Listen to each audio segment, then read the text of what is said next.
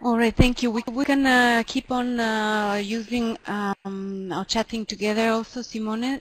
Maybe if you have anything to add at this point, Graham and Peter, to each other. I know you've been working closely together and you can probably cover many of the questions together as well. Would you have any comments to each other at the moment, or any comments on the topics that you see coming in on the chat box on the left?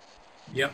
So there are some great, a whole lot of questions coming in, which are really good questions. So we'll try and answer some of those and get some discussion going around those. One question, excuse me, is about can this go to scale, or how do you go to scale?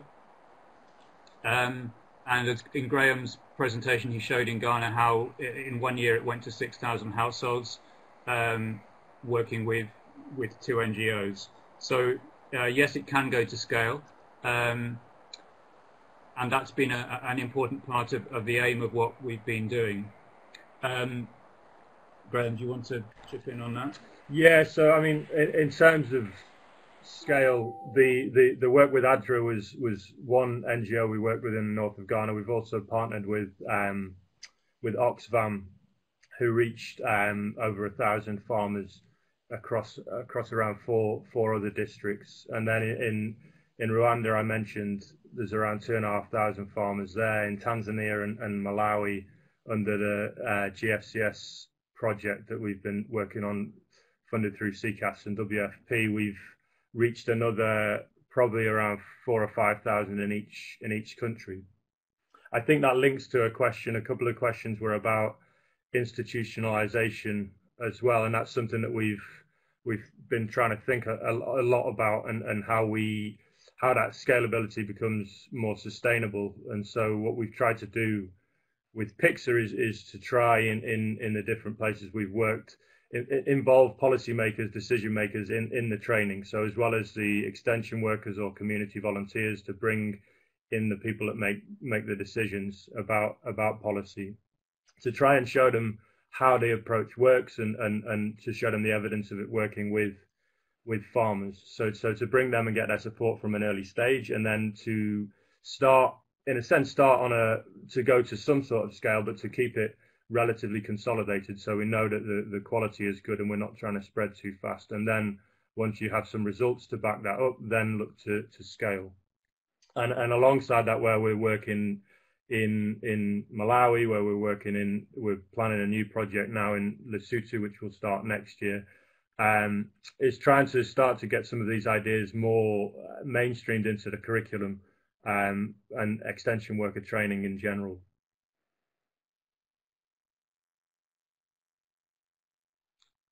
Okay, just picking up on some other questions. Several people have mentioned about climate smart agriculture, and they're involved in projects working on climate smart agriculture, and how can PICSA complement or support climate smart agriculture. We've had some interesting experiences here. In Malawi, PICSA was being implemented in an area where climate smart agriculture practices were being promoted by a completely different organization. And a comment from a farmer at the end of a training session was quite interesting. He said normally when we have training on conservation agriculture, we run away because we know it's going to take a lot of time and too much labor.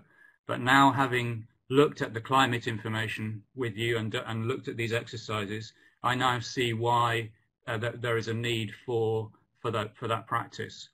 And we've heard that feedback in other places. So it seems that as you look at the climate information with farmers, and they look at the challenges that they're facing, and then at the options that there are, of which climate smart agriculture are some of those options, it becomes more apparent to farmers the need for the climate smart agriculture. So climate smart agriculture practices very often form the main options that are explored in PICSA. So the two can complement each other quite well.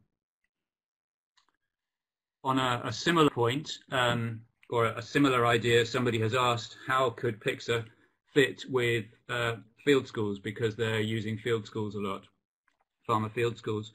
Again, this has not been done to our knowledge, but the the approach of PICSA to start by looking at the farmer's situation, to then look at the climate, the local climate, and using this historical information to really understand and explore the climate, and then to look at the options, the possible options, practical options to dealing with it, in a sense, can fit very nicely within a farmer field school, I would have thought. You could go through those stages with the farmers, and then when you get to the options, the farmers could, using the methods that we introduced, the participatory methods, explore which ones they're interested in trying, and then as part of the field school, they could actually implement some of them. So I could see it fitting quite nicely with farmer field schools. So yeah, that's a very nice suggestion or idea somebody has suggested. I think we're starting to run out of time a bit, so we have actually 1 minute to go only, so I will hand over to Simone next, if okay for you, and we could then all come back to this discussion part if speakers have a little bit more time afterwards, just to keep up with the time we have. You have also a possibility to give us some feedback before you go, so that would be useful. So Simone, I'm handing over to you now.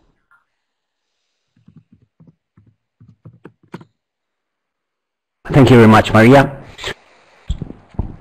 Well, I think it was limited time, but many interesting insights we got from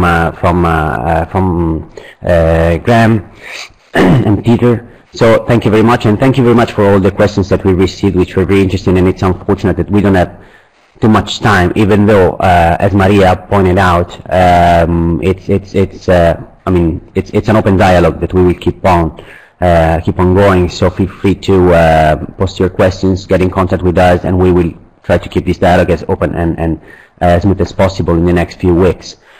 Just to summarize what we have been going through today, I think one take-home message we can all agree upon is that the rural advisory services are particularly pivotal when it comes to tackle the challenges of climate change, especially when it comes to tackling the challenges from the smallholder farmers' perspective, rural poor. So that's something where rural advisory services can really play a role in.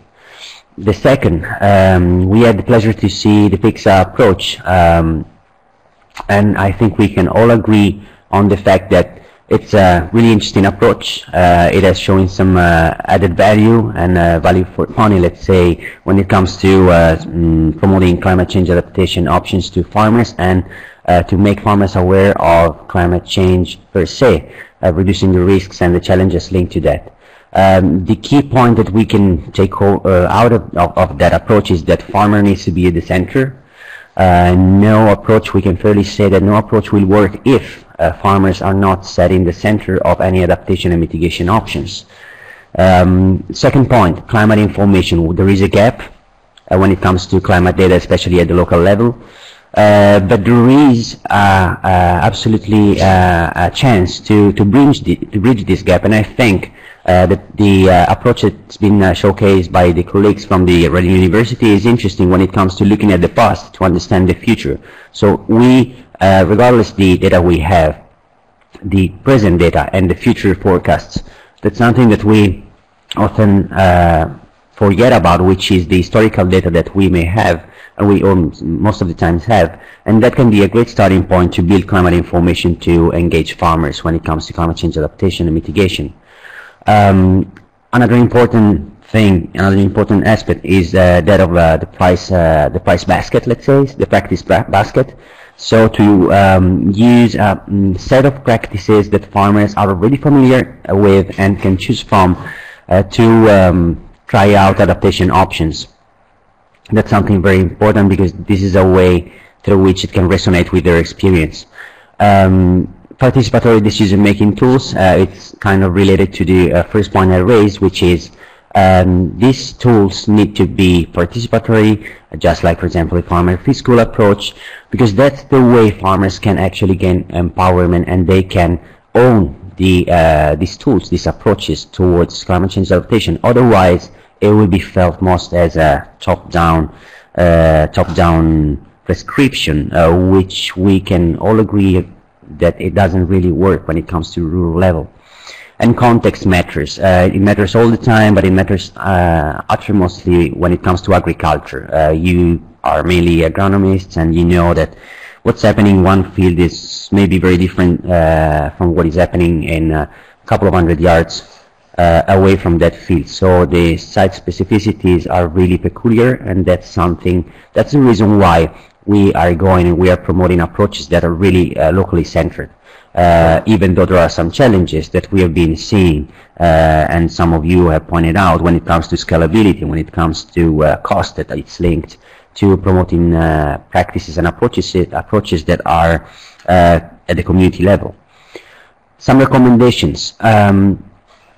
Try to work with existing farmers groups, focus on what they're already doing. Most of the times we talk, at least in the development arena, we talk about what's needed, what are the needs of farmers, what are the needs of our beneficiaries, our partners. We much really focus on what are their assets. And I think that's something that we can take home from today to say that this is something we need to focus on. What they are doing, which are their assets, their resources, and start from that rather than from what it's missing. The use of participatory tools, it's something which is working, it's something that works. Pictures, graphs. Me myself, this particularly resonates with my experience in communication for development, meaning that communication materials which is locally relevant from a cultural point of view, it's something that can provide very important benefits when it comes to a communication strategy. Otherwise, the risk is to promote communication material and messages that won't really reach the heart of the people we're talking to. And sometime when it's possible, also preparing this communication material with our partners themselves. This is a great way to actually engage them and make sure that the messages that we are spreading out are actually reaching the ones we want to be reached. Finally, dealing with the variability the farmers have already experienced, which is something that Peter and Graham touched upon. That's something very interesting, especially looking at the future. One thing we can really take out of the interest out of the questions that you make is that seasonal forecasts continue to be a challenge, and there are practical solutions for farmers to be looked upon, to be explored for the future steps. So I'm handing it over to Maria for the conclusion, and thank you very much. Thank you so much.